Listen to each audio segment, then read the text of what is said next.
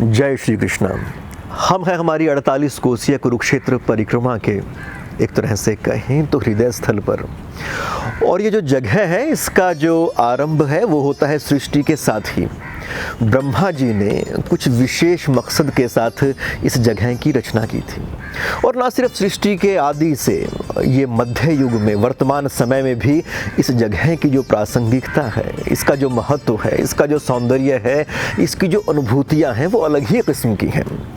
तो आज इस जगह पर हम हैं, और ये जो जगह है हमारे 48 कोसीय कुरुक्षेत्र परिक्रमा का एक तरह से हृदय स्थल है। ये जगह हमारे जितने भी हिंदू प्रतीक हैं उन सब के साथ जुड़ती है।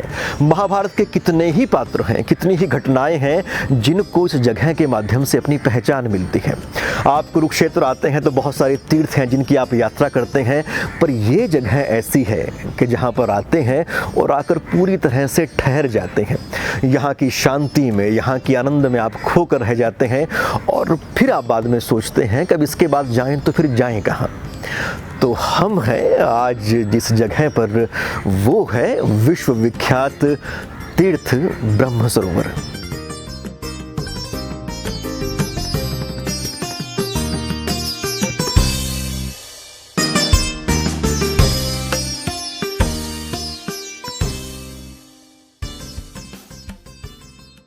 महर्षि लोमहर्षण ने ब्रह्मा, विष्णु और शिव को साक्षी मानते हुए वामन पुराण के 50वें अध्याय के 22वें श्लोक में कहा है, ब्रह्माणमीशं कमलासनस्थं विष्णुं च लक्ष्मी सहितं तथैव रुद्रं च देवं प्रणिपत्य मूर्धना तीर्थं वरम ब्रह्म सरः प्रवेक्ष्ये। तो इस श्लोक से इस सरोवर का जो महत्व है वो स्वयं स्थापित हो जाता है।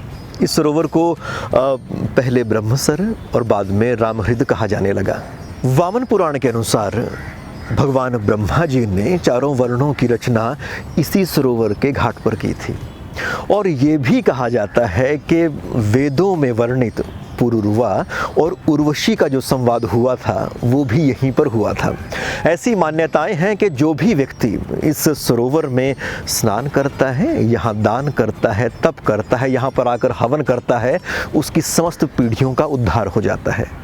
इस तीर्थ की जो शुरुआती स्थापना की थी वो की थी महाराजा कुरु ने, और उन्होंने ही एक तरह से इस तीर्थ को इसके वर्तमान स्वरूप से जोड़ा था।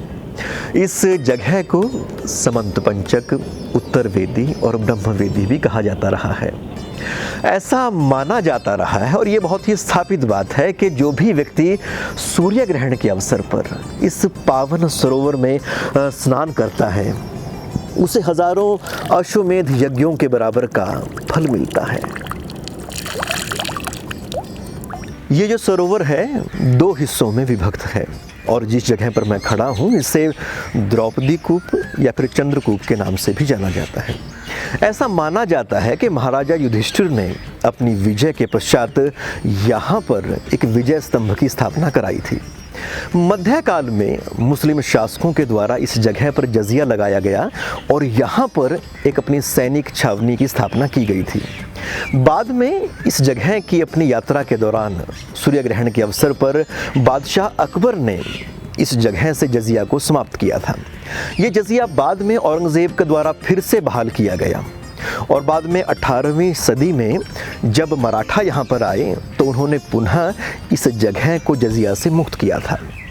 इस जगह के बारे में ये कहा जाता है कि ये एशिया का सबसे बड़ा मानव निर्मित सरोवर है, और इस सरोवर की जो विशालता है उसको देखते हुए ही अकबर के दरबारी कवि अबुल फजल ने कभी कहा था कि ये मानो कोई लघु समुद्र है।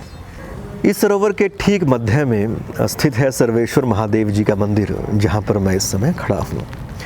और ऐसा माना जाता है कि ब्रह्मा जी ने सबसे पहले जिस जगह पर शिवलिंग की स्थापना की थी तो वो ये मंदिर है। इस जगह पर अगर आप थोड़ा ही इससे पश्चिम की तरफ बढ़ते हैं तो एक बौद्ध स्तूप के प्राचीन अवशेष भी आपको दिखाई देते हैं।